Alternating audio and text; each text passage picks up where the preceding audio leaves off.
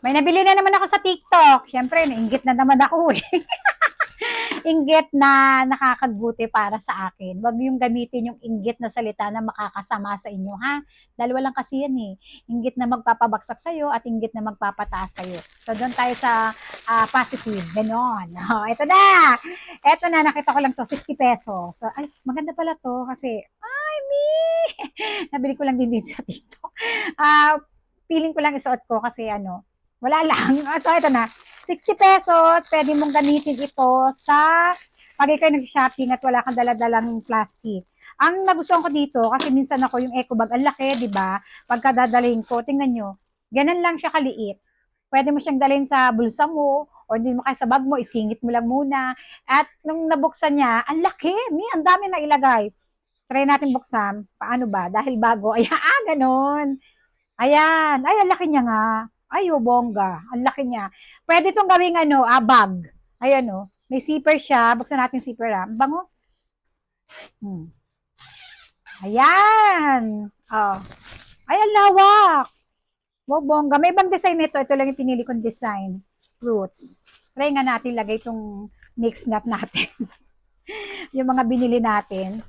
Tapos, etong ballpen na binili natin, lagay din natin. Wala akong mailagay, ah. Ito. Gun massage, lagay natin. O, laki niyan, ha?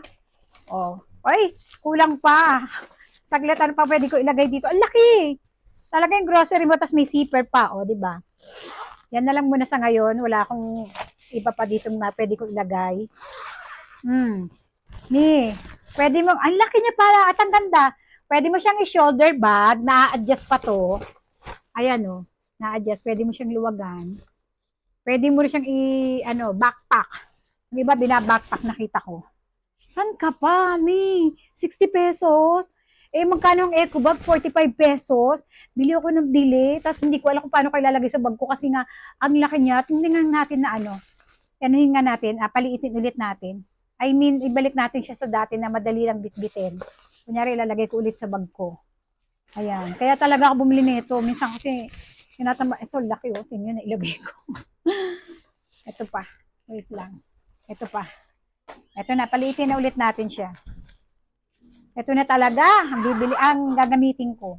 Para hindi pa bili-bili eco ba? Magkano rin? O, ayan na, napaliit ko na. And itutupi mo lang.